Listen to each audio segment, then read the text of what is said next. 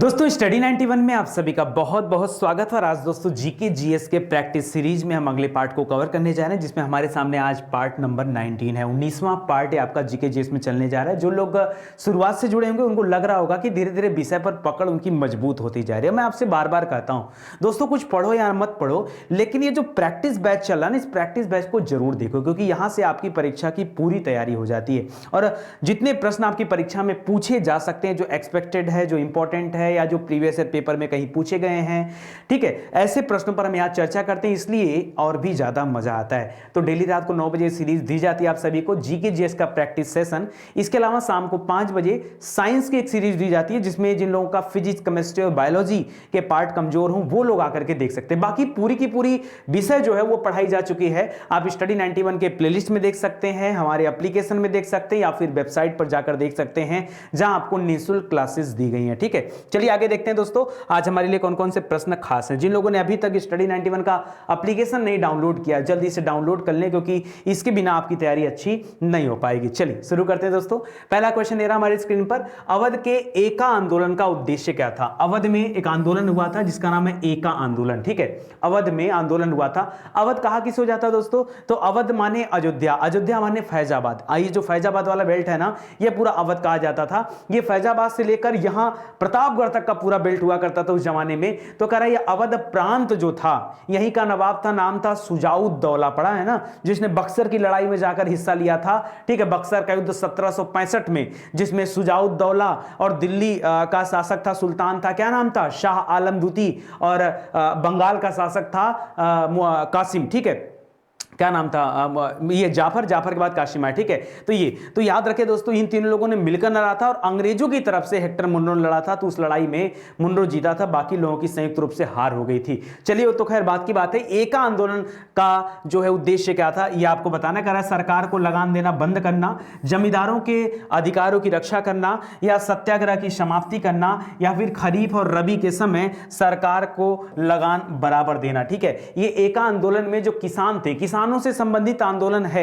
एका आंदोलन में डिमांड क्या था, डिमांड ये था कि हम सरकार को लगान देना बंद कर दे। ठीक है, ये डिमांड था कि सरकार को हम किसी तरह का कोई लगान नहीं देंगे, इसलिए चलाया गया था दोस्तों एका आंदोलन। अब आप कहेंगे बड़ा खतरनाक टाइप का आंदोलन था दोस्तों। ये चलाया गया था 1920 से 21 के दौरान। 20 में असहयोग आंदोलन आया था, उसके बाद इसको स्टार्ट किया गया था दोस्तों। तो 20 से 21 के दौरान स्टार्ट किया गया था। याद रखिए 1921 में 2 बड़े आंदोलन हुए थे देश में, जो परीक्षा में आपसे पूछे जाते हैं। आज का जो वीडियो है ना, ये वीडियो स्पेशली आंदोलन हो गया, कोई समिति हो गया, कोई एसोसिएशन हो गया, तो उसी से संबंधित मैं सारे प्रश्न आपको कवर कराने वाला हूं। ठीक है, आज स्पेशल वीडियो आपका चल रहा है। एक तो 1921 में आपका एका आंदोलन है, आप इसको याद रखेगा। एका आंदोलन किसके नेतृत्व में हुआ, तो मदारी पासी। किसके नेतृत्व में, मदारी पासी के नेतृत्व में 1920 में ये आंदोलन हुआ था, जो अवध के बाराबंकी, हरदोई, बहराइच, सीतापुरी, लखनऊ वाले सारे बेल्ट हैं, ठीक है, यहां पर हुआ था एका आंदोलन। और दूसरा है दोस्तों मोपला विद्रोह। ठीक है, मोपला विद्रोह दोस्तों, मोपला में ज्यादातर जो रहने वाले लोग हैं मुस्लिम जाति के लोग हैं, और ऐसे मुसलमान जो खेती किसानी करते हैं या छोटे मोटे व्यवसाय भी उनके हैं, ठीक है, उनको वो लोग शामिल थे इस मोपला विद्रोह में। ठीक है, ये भी 1921 में हुआ था, लेकिन मोपला विद्रोह हुआ था केरल में। कहां पर हुआ था, केरल में। ठीक है, तो ये अलग हो जाएगा, 1921 से संबंधित है इसलिए बता रहा हूं। और 1920 में दोस्तों आपको पता होगा असहयोग आंदोलन हुआ था 1920 में 1 अगस्त को। जिस दिन असहयोग आंदोलन शुरू हुआ था उसी दिन जो है बाल गंगाधर तिलक जी की मृत्यु हो गई थी। और 1922 में दोस्तों चौरी चौरा कांड हुआ था गोरखपुर में। ये सभी तथ्यों को आपस में जोड़ के पढ़िए। मैं आपको यहां पर प्रैक्टिस बैच में यही सिखाता हूं कि जो क्वेश्चन दिया है, क्वेश्चन से हटकर उससे रिलेटेड कितनी बातें आपको बताई जा सकती हैं जो आपके लिए फायदेमंद हैं। तो इसको याद रखेगा। यहां पर कहा गया दोस्तों कि ये जो आपका एका आंदोलन चल रहा था, इसमें छोटे जमींदार भी शामिल हुए थे, किसानों के साथ साथ जमींदार भी शामिल थे। इस समय लगान की दर 50% से ज्यादा पहुंच चुकी थी। आप सोचो, अगर सरकार आपकी कमाई का आधा पैसा ऐसे ही छीन ले, जबरदस्ती छीन ले, तो आप क्या करोगे, आप तो यही कहोगे ना कि सरकार को लगान ही नहीं देना चाहिए, कम ज्यादा की कोई बात ही नहीं, देना ही नहीं चाहिए। तो याद रखेगा। कह रहा है इस आंदोलन के नेतृत्वकर्ता पिछड़ी जाति के मदारी पासी थे, और कुछ ऐसे नेता भी थे जो कांग्रेस या खिलाफत आंदोलन के प्रति पूर्णतः प्रतिबद्ध नहीं थे, वो अलग से अपना आंदोलन चलाते थे। हालांकि अंग्रेजों ने इस आंदोलन को 1922 तक कुचल दिया, यानी इस पर कंट्रोल कर लिया था। नील कृषकों की दुर्दशा पर लिखी गई पुस्तक नील दर्पण के लेखक कौन है? देखिए नील कृषक कह लें तो दोस्तों यहां पर मामला था नील की खेती को लेकर के। किसके लिए? नील की खेती। अब देखिए नील की खेती को लेकर के आपके परीक्षा में यहां भी दो प्रश्न बनते हैं, ठीक है। मेरा काम है क्वेश्चन को डिस्क्राइब करना, तोड़ तोड़कर आपको यह बताना कि प्रश्न क्रिएट कैसे होते हैं, ठीक है। एक तो आपका नील दर्पण वाली कहानी पूछ लेता है, ठीक है, यह भी नील की खेती से संबंधित है। एक और नील की खेती के लिए आंदोलन हुआ था जिसका नाम था चंपारण सत्याग्रह का नाम सुना होगा, ठीक है, चंपारण सत्याग्रह, ठीक है। ये जो चंपारण आंदोलन था, चंपारण सत्याग्रह था, इसका नेतृत्व महात्मा गांधी जी ने किया था, ठीक है। जब रामचंद्र शुक्ल जी बुलाकर लखनऊ से महात्मा गांधी जी को बिहार चंपारण लेके गए थे, तो वहां पर भी क्या हो रहा था, वहां पर अंग्रेजों के द्वारा जबरदस्ती तीन कठिया पद्धति लगाई गई थी। कौन सी? तीन कठिया पद्धति। तीन कठिया पद्धति क्या होती है दोस्तों? याद रखेगा, जमीन के 3/20 भाग पर क्या की जाती थी? खेती की जाती थी। कितना? जमीन के 3/20 भाग पर खेती करना अनिवार्य था, ठीक है। और किस चीज का खेती करना? तो नील की खेती करना। किस चीज का? नील। अच्छा, नील की खेती करने में प्रॉब्लम क्या थी? प्रॉब्लम यह थी कि नील की खेती अगर एक लंबे समय तक किया जाता है तो वो भूमि क्या होती थी? अनुपजाऊ हो जाती थी, ऊसर हो जाती थी। और अगर किसी किसान की भूमि ऊसर हो गई तो उस किसान का जो है भरण पोषण कैसे होगा? वो अपने परिवार का पालन पोषण कैसे करेगा? नहीं कर पाएगा, जब उसके पास खेत ही नहीं बचा। इसीलिए किसान जो थे वो नील की खेती नहीं करना चाहते थे। एक तरफ नहीं करना चाहते थे, बड़ी मजबूरन में उनसे कराई भी जाती थी, वो भी मुंह मांगे दाम पर अंग्रेज कराते थे। मतलब अंग्रेज उसका दाम तय करते थे, किसान नहीं। किसान अपना फसल उगाता है और किसान अपना दाम तय करेगा ना, तो उस समय दाम किसान नहीं तय करता था, दाम अंग्रेज तय करते थे, ठीक है। तो इस तथ्य को याद रखेगा। तो ये इशू था और इस पर जो महात्मा गांधी जी ने जो है कंट्रोल कराया। और उसी तरह से नील दर्पण में भी दोस्तों नील कृषकों की दुर्दशा पर एक किताब भी लिखी गई है जिसका नाम है नील दर्पण। नील दर्पण मतलब दर्पण माने शीशा, जो ऐसे किसानों को क्या करती है? उनका चित्र दिखाती है, लोगों को आईना दिखाती है। तो ये किताब किसने लिखा दोस्तों? तो नाम याद रखेगा, क्या नाम है? दीनबंधु मित्र। दीनबंधु मित्र ने नील दर्पण लिखा है। अच्छा, ये वाला आंदोलन कब स्टार्ट हुआ था? तो 1857 की क्रांति हुई थी। उस क्रांति में जो मुख्य क्रांति थी, ठीक है, 1857 की, उस क्रांति के बाद कंपनी के शासन का अंत हो गया और भारत में 1 नवंबर 1858 से जो ब्रिटेन के क्राउन थे उनका शासन यहां पर स्टार्ट हो जाता है 1 नवंबर। और जो गवर्नर जनरल का पद था वो भी अब समाप्त हो गया और उसके जगह पर वायसराय का पद स्टार्ट होता है। तो लॉर्ड कैनिंग को वायसराय बनाया गया था। तो वो इशू था दोस्तों 1898। उसी के जस्ट अगले साल 1859-60 के दौरान दोस्तों याद रखेगा, भारतीय किसानों के द्वारा ब्रिटिश नील उत्पादकों के खिलाफ भी बंगाल में यह नील आंदोलन किया गया। बंगाल में कौन सा जगह था? तो नदिया जिला था और वहां पर गोविंदपुर जिला था जहां की घटना है। तो इस सभी तथ्यों को आप याद रखेगा। अच्छा, इसमें दोस्तों दीनबंधु मित्र का नाम याद रखेगा किताब की वजह से। और इस आंदोलन की शुरुआत किसने किया था? तो दो बंधु थे, दिगंबर बंधु और विष्णु बंधु। विष्णु विश्वास और दिगंबर विश्वास, ठीक है, ये दो भाई थे। इन दोनों लोगों ने मिलकर के इस आंदोलन की शुरुआत किया था। जबकि एक आंदोलन पीछे पड़े हैं ना, तो उसको याद रखेगा, मदारी पासी वहां पर है, ठीक है। ये सब याद रखिए, परीक्षा की दृष्टि से इंपॉर्टेंट है। अखिल भारतीय किसान सभा के प्रथम सत्र की अध्यक्षता किसने किया? यहां भी देखिए 2 तरह के प्रश्न आते हैं, ठीक है। ये मैं 2 तरह क्यों बताता हूं? क्योंकि मैंने देखा जनरल इशू क्या होता है, आप जल्दीबाजी में इसी में कंफ्यूज जाते, सर कहीं ऐसा पढ़े थे कहीं ऐसा पढ़े थे, बस आपकी कहानी वही समाप्त हो जाती।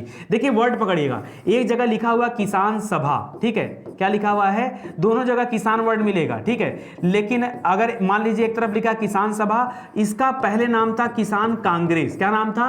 अखिल भारतीय किसान कांग्रेस। अखिल भारतीय किसान कांग्रेस ही आगे चल के किसान सभा के नाम से जाना गया, ठीक है। एक तो आप याद रखेगा। तो परीक्षा में देखिए कांग्रेस पूछा है कि सभा पूछा है, क्यों? क्योंकि सभा बनेगी 1936 में, टाइम है अभी, ठीक है, और ये पहले ही आ चुकी है, तो इसलिए दोस्तों इंपॉर्टेंट है आपके लिए, ठीक है। ये 1929 के आसपास आ चुका था और ये 1936 के आसपास में बनेगा, तो समय का अंतर है ना। अच्छा, यहां पर 2 प्रश्न और पूछता है, कभी कभी अध्यक्ष के बारे में पूछ लेता है और कभी कभी आपसे महासचिव के बारे में पूछ लेता है, ठीक है। तो परीक्षा में यह भी ध्यान दीजिए कि अध्यक्ष पूछ रहा है कि महासचिव पूछ रहा है। अध्यक्ष पूछेगा तो बताएगा स्वामी सहजानंद जी। स्वामी सहजानंद जी ने अखिल भारतीय किसान सभा की अध्यक्षता किया हुआ था। और महासचिव कौन थे? तो आंध्र प्रदेश की धरती से बिलोंग करते थे, ठीक है, वो थे एनजी रंगा, ठीक है। एनजी रंगा का नाम याद रखेगा, इंपॉर्टेंट है, समझ में आया ना। इसी तरह से आपको मैं अब डिफाइन करते चलूंगा कि आप गलती कहां करते हैं, तो इस तरह से चीजों को आप थोड़ा सा बेहतर ढंग ध्यान से याद रखिएगा, ठीक है। देखिए यहां पर दे रहा है कि 1936 में यह बना था और एन.जी. रंगा जो है इसके महासचिव थे और स्वामी शाहजानंद सरस्वती जी थे वो क्या थे, अध्यक्ष थे। कर अखिल भारतीय किसान कांग्रेस का गठन कब किया गया? अब देखिए किसान कांग्रेस लिख करके और किसान सभा वाला प्रश्न कर रहा है, ठीक है, तो वैसे इसको लिखना चाहिए कि किसान सभा का गठन कांग्रेस से कब हुआ? तो 1936 फिलहाल याद रखेगा, 36 आपका क्या हो जाएगा, राइट आंसर हो जाएगा, ठीक है। तो इसको ध्यान दीजिएगा। बाद में इसका नाम परिवर्तित करके किसान सभा कर दिया गया था, ठीक है, और प्रथम अधिवेशन की अध्यक्षता वही स्वामी शाहजानंद जी ने किया था। 1921 का मोपला विद्रोह कहां पर हुआ था? ये तो मैं आपको बता दिया, मोपला किसानों के बारे में कहानी भी समझा दिया, और ये केरल में हुआ था, तो केरल में याद रखेगा। मोपला विद्रोह कहां से संबंधित है? ये केरल से संबंधित है और बताया जा चुका है। नील विद्रोह किसके बारे में था? अभी थोड़ी देर पहले दोस्तों नील विद्रोह के बारे में बताया हूं, मैंने कहा नील विद्रोह किया था किसानों ने। याद रखे किसानों की एक पर्यायवाची है, किसान को ही रैयत कहा जाता है। क्या कहा जाता है? रैयत। रैयत कोई नया शब्द नहीं है, रैयत माने किसान, रैयत माने किसान। आप कई बार परेशान हो जाते हैं, सर पता नहीं क्या दे दिया, कुछ उटपटांग टाइप का, तो याद रखेगा रैयत माने क्या हो जाता है, किसान, ठीक है। तो याद रखे कह रहा है कि नील विद्रोह के बारे में कौन सा कथन सत्य है? कह रहा है रैयत नील की खेती नहीं करना चाह रहे थे पर जबरदस्ती करवाई जा रही थी। बात तो सही है। दूसरा लिख रहा है कि रैयत नील की खेती करना चाह रहे थे पर उन्हें जबरदस्ती रोका जा रहा था, ठीक है। अच्छा, रैयत नील की खेती करना चाह रहे थे, उनमें से एक अमान्य मूल्य पर जबरदस्ती करवाई जा रही थी। अच्छा देखिए पहला और तीसरे में जरा ध्यान दीजिएगा, पहले और तीसरे में नीले रंग के कपड़े झुंडे वाला एक विद्रोही आंदोलन, नहीं नील ऐसा कुछ नहीं है, ठीक है। तो दूसरा और चौथा तो आपको पढ़ने मात्र से गलत लग गया होगा, बात आती पहले और तीसरे में। लिख रहा है रैयत नील की खेती नहीं करना चाह रहे थे या रैयत नील की खेती करना चाह रहे थे। क्यों? क्योंकि मार्केट में नील की डिमांड थी, इसलिए ऐसा नहीं कि किसान चाह नहीं थे, किसान करते लेकिन वो अपने मन मुताबिक करना चाह रहे थे। उसका रेट जो था दोस्तों, रेट को लेके प्रॉब्लम था। क्यों? क्योंकि रेट जो होता था वो अंग्रेजों के द्वारा जबरदस्ती तय किया जाता था, ये किसानों के लिए बुरी बात थी, इसलिए किसानों ने आंदोलन किया। तो याद रखिए यहां पर राइट ऑप्शन हो जाएगा ऑप्शन नंबर 3, क्योंकि अमान्य मूल्य, ऐसा मूल्य जो किसानों को मान्य नहीं था, अमान्य मूल्य पर जबरदस्ती खेती कराई जा रही थी, इस वजह से यह आंदोलन हुआ था, ठीक है। तो इसको याद रखिएगा, इंपॉर्टेंट है आपके लिए। समझ में आ रहा है ना? देखिए कुल मिला जुला के समझ में आना चाहिए। और टाइम कब था दोस्तों? तो वही 1859-60 के दौरान यह हुआ था, ठीक है। बाकी दीनबंधु मित्र का नाम भी याद रखेगा, नील दर्पण किताब का नाम याद रखेगा, बहुत जरूरी है। करा नील विद्रोह हुआ कहां पर था? अरे बता तो दिया कि बंगाल में हुआ था। बंगाल के अंदर पूछता है तो नदिया में हुआ था, नदिया जिला था, उसके अंदर पूछता है तो बताइएगा गोविंदपुर में हुआ था, ठीक है। तो आप तैयार रहिए, ये स्टैटिक टाइप के क्वेश्चन होते हैं, कभी कभी परेशान करते रहते हैं आपको, ठीक है। तो इसको याद रखेगा, जरूरी है थोड़ा सा। चलिए, खान अब्दुल गफ्फार खां द्वारा स्थापित खुदाई खिदमतगार को किस नाम से जाना जाता था? दोस्तों खान अब्दुल गफ्फार खां एकमात्र ऐसे व्यक्ति हैं जो महात्मा गांधी जी के जो है कर कमलों पर चलते थे, उन्हीं के पद चिन्हों पर चलते थे, कर कमलों पर नहीं, पद चिन्हों पर चलते थे, इन्हें इसलिए इन्हें सीमांत गांधी भी कहा जाता है। एकमात्र ऐसे मुस्लिम नेता हैं जिनको भारत रत्न दिया गया, पाकिस्तान के थे उसके बावजूद भी इनको भारत रत्न दिया गया, ठीक है। तो खान अब्दुल गफ्फार खां का नाम याद रखेगा। खुदाई खिदमतगार दोस्तों संगठन जो बना था वो लाल कुर्ती आंदोलन से कहा जाता था। क्या कहा जाता था? लाल कुर्ती आंदोलन, ठीक है। क्यों? क्योंकि इस आंदोलन में शामिल हर एक बंदे जो होते थे वो क्या करते थे दोस्तों? वो लाल कुर्ती पहनते थे, ठीक है, इसलिए लाल कुर्ती आंदोलन कहा गया था। तो याद रखेगा, उसी को दे दिया रेड शर्ट्स, ठीक है। तो वैसा ही क्वेश्चन है, आपको खाली परेशान करने के लिए दे रहा है, तो इसको याद रखेगा, ठीक है, लाल कुर्ती आंदोलन। और स्टार्ट कब हुआ था? तो सविनय अवज्ञा आंदोलन के जस्ट बाद। करा अमेरिका में फ्री हिंदुस्तान अखबार किसने शुरू किया था? देखिए फ्री हिंदुस्तान अखबार, और स्टार्ट कहां पर हुआ है? अमेरिका में। तो दोस्तों अमेरिका में आप बताइए, अगर कोई अखबार स्टार्ट करेंगे और हिंदी में स्टार्ट करेंगे तो कोई खरीदने वाला होगा? अरे हिंदी कोई समझने वाला होगा तब ना खरीदेगा। तो याद रखिए, ये हिंदुस्तान अखबार जो है ये अमेरिका में जरूर निकाला गया, लेकिन किस भाषा में? इंग्लिश भाषा में निकाला गया था। तो इसको पहले याद रखेगा, इंग्लिश में निकाला गया, ठीक है। बात आती है अमेरिका में कहां पर निकाला गया, परीक्षा में यह भी तो दे सकता है। तो याद रखिए, एक जगह था वैंकूवर, क्या नाम था? वैंकूवर का नाम सुना होगा, वैंकूवर में लॉन्च किया गया था। बात आता है किसने लॉन्च किया था? तो याद रखिए दोस्तों, बहुत बढ़िया काम किया था। किसने लॉन्च किया था? तारकनाथ दास ने लॉन्च किया था, ठीक है। तारकनाथ दास ने, ठीक है, अमेरिका में फ्री हिंदुस्तान नाम की जो है समाचार पत्र निकाला था अंग्रेजी भाषा में। तो दोस्तों अमेरिका में जाके ऐसा काम किया। तो तारक मतलब तारा, याद रख लीजिए, तारा मतलब स्टार, यानी बहुत बढ़िया काम किया, उनको 5 स्टार दिया जाता। अरे अमेरिका में जाकर के हिंदुस्तान नाम का समाचार पत्र अगर उन्होंने निकाला तो हम किसके देश का नाम मान सम्मान बढ़ा, भारत का ना। तो ऐसे में वो भी स्टार याद रखेगा, तारक, ठीक है। तो इसको थोड़ा सा ध्यान रखेगा। कह रहा कि तारकनाथ दास जी ने आगे चल के हिंदुस्तान एसोसिएशन भी बनाया। जैसे आपने भारत में सुना होगा इंडियन एसोसिएशन, वो तो सुरेंद्र नाथ बनर्जी जी ने बनाया है। उसी तरह से हिंदुस्तान एसोसिएशन था, वो अमेरिका में बना था। उसके साथ साथ यहां पर तारकनाथ दास जी थे, रामनाथ पुरी जी थे, ठीक है, पांडुरंग जी थे, कई लोगों ने मिलकर यह काम किया था, ठीक है। तो इसको याद रखेगा, यह मासिक अखबार हुआ करता था, ठीक है। चलिए आगे बढ़ते हैं दोस्तों अगले क्वेश्चन की तरफ। अगला क्वेश्चन तेरा, निम्न अखबारों में से कौन सा मुख्यतः उदारवादियों की नीतियों का प्रचारक था? कौन अखबार ऐसा है जो उदारवादियों की नीतियों का प्रचार? देखिए आपने 2 दलों का नाम सुना होगा, एक दल था उदारवादी दल, ठीक है, और दूसरा था यानी जिसको आप नरम दल कहते थे, और दूसरा था गर्म दल, ठीक है। गर्म दल क्या होता था? ये बात बात पर गुस्सा हो जाता था, मतलब ये मानता था कि अंग्रेजों को मार कर भगाना ही एकमात्र रास्ता है, ठीक है। और जो नरम दल वाले थे ये समझते थे कि नहीं, हम अंग्रेजों के साथ मिलजुल कर धीरे धीरे उनसे सत्ता ले सकते हैं। तो इस तरह का दल था। अगर हम न्यू इंडिया की बात कर दें तो न्यू इंडिया के बारे में आप सभी को पता होगा दोस्तों। न्यू इंडिया और कॉमनवेल्थ जो दोस्तों, ये दोनों पत्रिकाएं जो हैं ये किसने निकाला है? एनी बेसेंट जी ने, ठीक है। और लीडर, तो एनी बेसेंट भी दोस्तों याद रखेगा उदारवादियों की श्रेणी में नहीं है। लीडर दोस्तों याद रखेगा, ये मदन मोहन मालवीय जी ने निकाला, बहुत प्योर व्यक्ति थे, ठीक है। लीडर ही यहां पर राइट आंसर होगा। ये उदारवादियों की नीतियों का प्रचारक था, लीडर पत्रिका, ठीक है। तो इसको याद रखेगा, यह पत्रिका के अखबार है, ठीक है, लीडर अखबार, ये मदन मोहन मालवीय जी ने निकाला था। मदन मोहन मालवीय जी ने ही 1916 में बीएचयू यानी बनारस हिंदू विश्वविद्यालय की आधारशिला भी रखी थी। बाकी यंग इंडिया, ठीक है, ये महात्मा गांधी जी का है। और फ्री प्रेस जर्नल जो दोस्तों, ये एक प्रिंटिंग प्रेस हुआ करता था, तो इस तथ्य को भी आप ध्यान दीजिएगा। तो यहां लीडर आपका उत्तर हो जाएगा। अमृत बाजार पत्रिका की स्थापना किसने किया था? अमृत बाजार पत्रिका, परीक्षा में ऐसे भी प्रश्न आते हैं, आप सभी को पता ही होगा, अगर इतने अच्छे से पढ़ रहे हैं तो मालूम तो होगा ही होगा। बस यही बुराई एक ही कमी आप सभी में, कि आप सभी क्या करते हैं, वीडियो को शेयर नहीं करते। कर दिया करिए भाई, हर समय कहना पड़ता है आप सभी को। अगर आपको लग रहा है कि स्टडी 91 आपके लिए अच्छा काम कर रहा है, बढ़िया से चीज़ें दे रहा है, और आगे हम कोशिश करेंगे दोस्तों आपको ज़्यादा से ज़्यादा वीडियो दें, ठीक है। धीरे धीरे चीज़ें एक्सपैंड हो रही हैं और बेशक उसका फ़ायदा आप सभी को मिलेगा, बट थोड़ा सा फ़ायदा आप भी तो दिलाओ, क्योंकि ये संस्थान मेरे भरोसे नहीं चल रहा है, ये आपके भरोसे चल रहा है। आप इसके सब्सक्राइबर हैं और आप ही सब कुछ हैं। ये कहने की बात है, हो सकता है आपको लगे कि मैं ऐसे ही बोल रहा हूँ, बट जो लोग शुरू से जुड़े हैं उनको पता है मेरे नेचर के बारे में, ठीक है।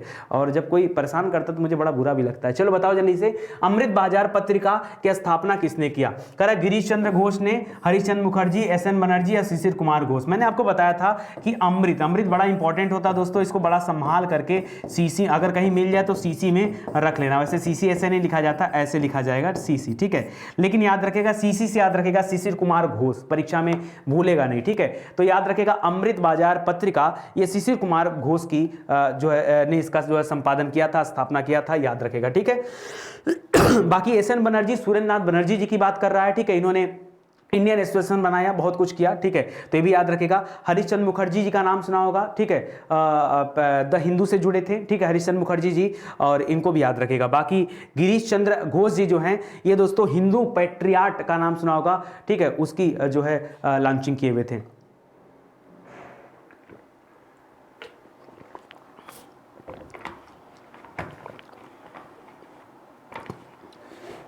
जल्दी हो रही है क्या? चलो तो आगे बढ़ते हैं दोस्तों।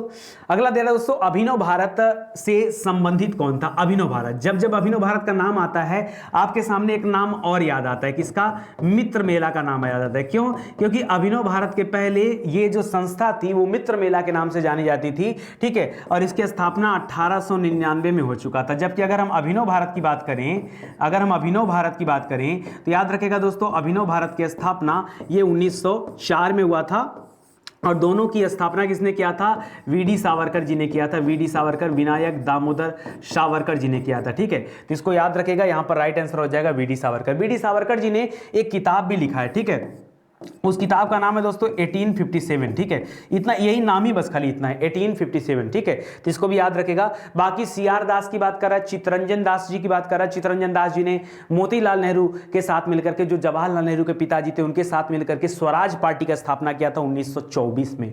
1924 भी बड़ा इंपॉर्टेंट वर्ष है क्योंकि बेलगांव अधिवेशन की अध्यक्षता किया था महात्मा गांधी जी ने, ठीक है, वो तथ्य याद रखेगा। बाकी बाल गंगाधर तिलक जी, तब तक इनकी मृत्यु हो चुकी थी, अरे 1924 तक, 1920 में हुई थी, 1 अगस्त 1920 को हुई थी, ठीक है। और एससी बोस मतलब सुभाष चंद्र बोस, इन्होंने हरिपुरा त्रिपुरा अधिवेशन की अध्यक्षता किया, कांग्रेस अधिवेशन की, उसके बाद इन्होंने 1939 में अलग होकर के क्या बनाया, फॉरवर्ड ब्लॉक बनाया था, वो सब तथ्य याद रखेगा, ठीक है। तो वही दे रहा है यहाँ पर, बाकी चीजें हैं। हाँ, एक दो सदस्यों का और नाम याद रखें, लिख रहा अभिनव भारत संगठन के एक सदस्य थे जिनका नाम था पीएन वापट, ठीक है। पीएन वापट बम बनाने के लिए, बम बनाने की कला सीखने गए थे पेरिस, फ्रांस गए हुए थे, ठीक है, पेरिस चले गए थे कला सीखने के लिए। कुछ लोगों को भेजा गया था, रूस भी भेजा गया था। अच्छा, यहां पर बंगाली में पी मित्रा ने अनुशीलन समिति का गठन किया है, जिसका एकमात्र उद्देश्य था, यह अनुशीलन समिति की परीक्षा में खूब आता है, ठीक है, याद रखेगा, पी मित्रा, प्रसन्ना मित्रा नाम है, याद रखेगा। और इनका मानना था खून का बदला खून, जैसे सुभाष चंद्र बोस जी ने कहा था ना कि तुम मुझे खून दो मैं तुम्हें आजादी दूंगा, वैसे इन्होंने कहा खून का बदला खून। थोड़ा जोश में आ जाओ यार, क्या बात करते हो, ठीक है। चलो आगे देखो, करा अनुशीलन समिति ने हेमचंद्र को, अच्छा देखिए, जिस तरह से अभिनव भारत ने पीएन वापट को फ्रांस भेजा था, पेरिस भेजा था, उसी तरह से अनुशीलन समिति ने हेमचंद्र को रूसी क्रांतिकारियों से बम बनाने की कला सीखने के लिए कहां भेजा था, रूस भेजा हुआ था। तो इस सभी तथ्य को याद रखेगा। क्रांतिकारी गतिविधियों के साथ कौन सी पत्रिका जुड़ी हुई थी, कौन सी पत्रिका ऐसी है जो क्रांतिकारी गतिविधियों के साथ जुड़ी हुई है, संध्या, युगांतर, गदर और यंग इंडिया, ठीक है। अच्छा, कौन सी नहीं जुड़ी हुई थी, वही तो हम भी कहें यार कि बड़ा गड़बड़ दे दिया, 2-2 3-3 पत्रिका, ठीक है, कौन सी नहीं जुड़ी हुई थी। तो याद रखें दोस्तों, आपको पता होगा यंग इंडिया के बारे में, यंग इंडिया ये महात्मा गांधी जी की पत्रिका है, ठीक है, और महात्मा गांधी जी की पत्रिका और क्रांतिकारी गतिविधियों से संबंधित हो, यह पॉसिबल ही नहीं। क्यों? क्योंकि वह हिंसा के पुजारी नहीं थे, वो अहिंसा के पुजारी थे। तो सिंपल सी बात है, गदर, युगांतर और संध्या क्या हो जाएगा, क्रांतिकारी गतिविधियों वाली थी। जैसे गदर में राला हरदयाल वगैरह का नाम सुना होगा, ठीक है, तो ये सब याद रखेगा, संध्या, युगांतर ये सब इसमें थी, लेकिन आपका यंग इंडिया नहीं था। स्वामी शाहजानंद सरस्वती ने एक पत्रिका का प्रकाशन किया जिसका नाम था, स्वामी शाहजानंद सरस्वती वही जो किसान सभा वाले हैं, ठीक है, और उन्होंने किस पत्रिका का प्रकाशन किया था, तो याद रखें दोस्तों, उनकी पत्रिका थी हुंकार। कौन सी पत्रिका थी? हुंकार। हुंकार नाम की पत्रिका का प्रकाशन किया था स्वामी शाहजानंद सरस्वती जी ने, याद रखेंगे कि नहीं। अच्छा, दयानंद सरस्वती मत याद कर लीजिएगा, दयानंद सरस्वती ने 1875 में बंबई में क्या किया था, आर्य समाज की स्थापना किया था, वो अलग हैं, वो आर्य समाज वाले अलग हैं, वो दयानंद सरस्वती, ये शाहजानंद सरस्वती हैं, ठीक है, तो इसको याद रखिएगा, इंपॉर्टेंट है।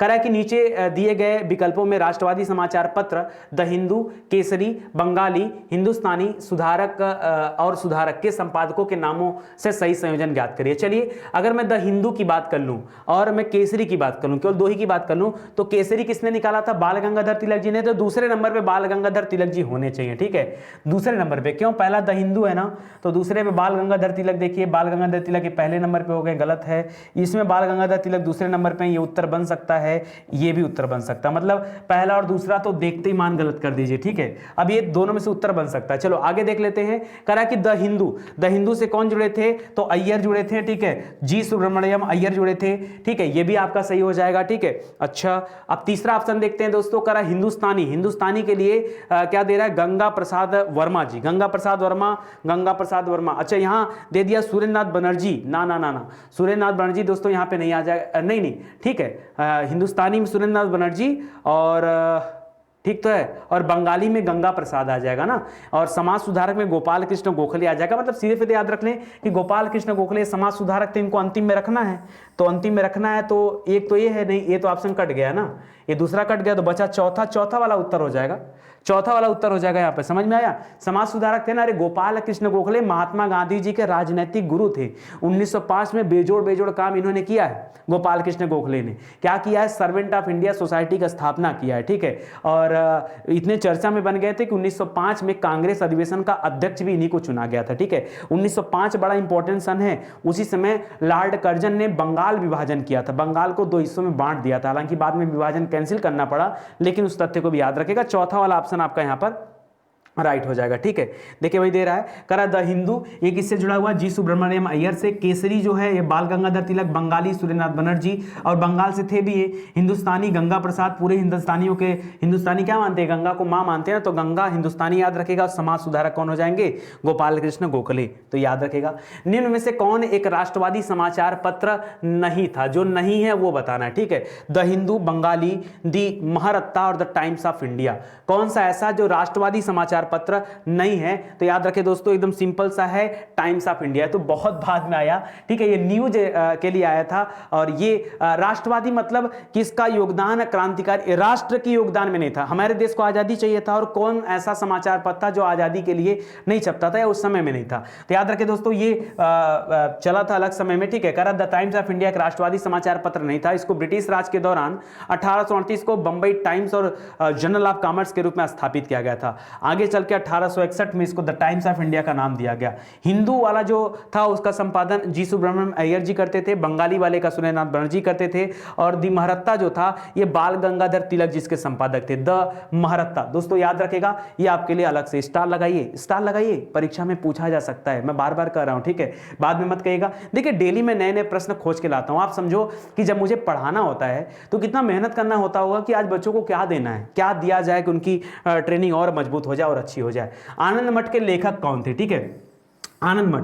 आनंद मठ बड़ी इंपॉर्टेंट बुक है दोस्तों, क्योंकि इसी से जो है राष्ट्रगीत लिया गया, वंदे मातरम जो है हमारा राष्ट्रगीत, उसको इसी से लिया गया। और इसके लेखक है कौन, याद रखेगा, बंकिम चंद्र चटर्जी या बंकिम चंद्र चट्टोपाध्याय भी कहा जाता है, वो भी याद रखेगा। तो आपका आनंद मठ से जुड़ जाएंगे ये। ठीक है, और रविन्द्रनाथ टैगोर मत करेगा, रविन्द्रनाथ टैगोर ने गीतांजलि की रचना किया, वो अलग है। 1913 में गीतांजलि की रचना के लिए उनको जो नोबेल पुरस्कार भी दिया गया था, जो साहित्य का नोबेल था वो मिला था। भारत में पहली बार किसी को नोबेल अवार्ड दिया गया था। और ये बंकिम चंद्र चट्टोपाध्याय वाली रचना ये 1882 में हो चुकी थी। ठीक है, इसको याद रखेगा। संवाद कौमुदी समाचार पत्र किस भाषा में प्रकाशित होता था, भाषा बताना आपको संवाद कौमुदी का। ठीक है, बांग्ला में, अंग्रेजी में, बांग्ला अंग्रेजी दोनों में, या फिर हिंदी में। पहले बताइए संवाद कौमुदी निकालता कौन था। देखिए अगर हम बात करें, बहुत इंपॉर्टेंट है, और इसको ऐसे व्यक्ति के द्वारा निकाला जाता था जिसमें समाचार पत्र ही नहीं निकलते थे। ठीक है, तो याद रखेगा समाचार पत्र निकलना शुरू हुए थे, इसलिए पत्रकारिता का जनक भी उन्हें कहा जाता है। कौन है, राजा राम मोहन राय जी। ठीक है,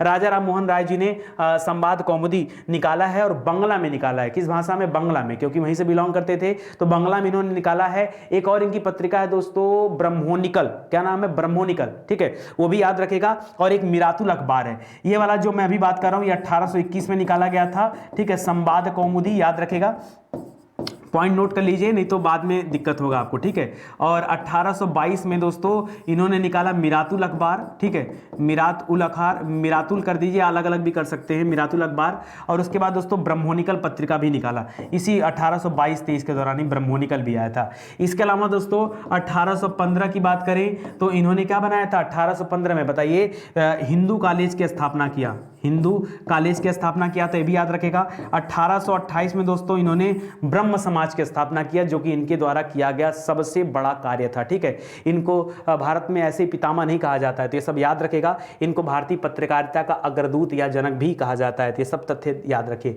दो पत्रिकाओं नवजीवन और यंग इंडिया का संपादन किसने किया था। ठीक है, नवजीवन और यंग इंडिया। दोस्तों यंग इंडिया और नवजीवन दोस्तों महात्मा गांधी जी से संबंधित है, तो यही करेंगे, सिंपल सी बात है। हाँ, तो याद रखेगा, करा कि अच्छा इसमें से याद रखें, नवजीवन जो था ये गुजराती भाषा में आता था, और यंग इंडिया, यंग इंडिया उसके नाम से आपको लग रहा है इंग्लिश में लिखा हुआ है। ठीक है, तो वो अंग्रेजी भाषा में आता था। तो ये दोनों तथ्यों को भी आप याद रखेगा। बंगाली गजट, बंगाली गजट क्या कह सकते हैं, या बंगाल गजट कहिए, ज्यादा अच्छा है। द बंगाल गजट उसका नाम था, बंगाल गजट। ठीक है, करा बंगाल गजट ये कलकत्ता का एक प्रसिद्ध समाचार पत्र था, जिसको किसने निकाला था, लिख रहा है WC बनर्जी ने, सुरेंद्रनाथ बनर्जी, RD बनर्जी और BC पाल। एक बात बताएं दोस्तों, बंगाल गजट अलग तरीके से निकाला गया, लेकिन इसके संपादक का नाम आपको बताना है, सुरेंद्रनाथ बनर्जी जो थे वो इसके संपादक थे। ठीक है, तो 1879 में इसको निकाला गया था, इसको भी याद रखेगा। बाद में पहले साप्ताहिक था, बाद में दैनिक कर दिया गया। इंडिया विंस फ्रीडम, ठीक है, ये किसने लिखा है, इंडिया विंस फ्रीडम, ये किसकी रचना है दोस्तों, इंडिया विंस फ्रीडम, जल्दी से बता दीजिए।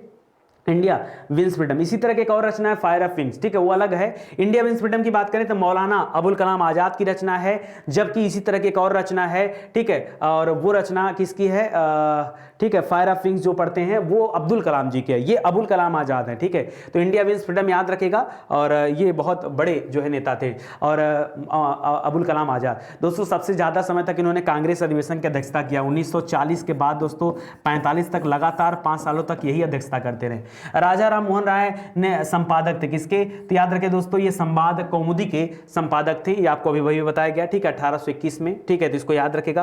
बाकी ब्रह्मोनिकल और मिरातुल अखबारी भी याद रखेगा। बहिष्कृत भारत जर्नल किसने शुरू किया था, बहिष्कृत भारत, ठीक है, बहिष्कृत भारत की शुरुआत किया था दोस्तों डॉक्टर भीमराव अंबेडकर जी ने। किसने स्टार्ट किया था, बहिष्कृत भारत समाज और बहिष्कृत भारत जर्नल, ये सभी डॉक्टर भीमराव अंबेडकर जी ने स्टार्ट किया था। 14 अप्रैल को इनका जन्म हुआ था मध्य प्रदेश में एक जगह महू, ठीक है, वहां पर हुआ था 1891 में, ठीक है। करा उन्होंने अछूतों की शिक्षा को बढ़ावा देने के लिए और उन्हें ऊपर उठाने के लिए यह कार्य किया, ठीक है, और पहली बार इस तरह की संस्था बनी।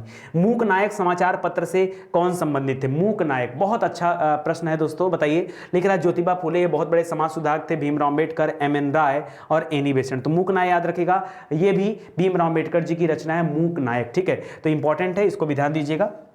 चलिए मूक नायक, और ये मराठी भाषा में उन्होंने निकाला था 1920 में। भारत में प्रकाशित होने वाला पहला समाचार पत्र कौन सा था, जो पहला था वो कौन सा था, तो द बंगाल गजट है, वही है, ठीक है। वैसे इसके संपादन में सुरेंद्र नाथ बनर्जी जी का नाम जरूर आता है, वो बाद में जुड़े थे, उनसे पहले कौन आया था, जेम्स अंगस्ट हिक्की, हाँ, ठीक है, तो उनका भी नाम याद रखेगा, विलियम बोल्ट्स का भी नाम याद रखेगा, ठीक है, तमाम लोग इससे जुड़े हुए थे, तो इस तथ्य को याद रखेगा। आज के लिए दोस्तों बस इतना ही, उम्मीद करता हूँ आपको अच्छा लगा होगा, मज़ा भी आया होगा। इसी तरह से मिलते रहेंगे और आगे की तैयारी आपकी चलती रहेगी। तो आज के लिए धन्यवाद, और वीडियो अच्छा हो दोस्तों तो निवेदन हाथ जोड़कर आप सभी से कि वीडियो को शेयर जरूर से करें और आगे बढ़ाएं। देखिए आपके ऊपर ही हम पूरी तरह से निर्भर है, अगर आप हमारा साथ देंगे तो आगे नंबर आप वीडियोज भी आपको ज़्यादा मिलेंगे और आपको तैयारी करने में भी बड़ा मजा आएगा। बाकी जो लोग हमारे पेड प्रोग्राम से जुड़ना चाहते हैं वो हमारे एप्लीकेशन पे आ सकते हैं। वैसे पेड प्रोग्राम आ जाने की वजह से कोई दिक्कत नहीं है, ठीक है, आपको यूट्यूब पर भी अच्छे से क्लासेस दी जाती है। हाँ, ये अलग बात है कि जब आपका एग्जाम आता है तो आप एग्जाम ओरिएंटेड चीज़ें चाहते हो। जैसे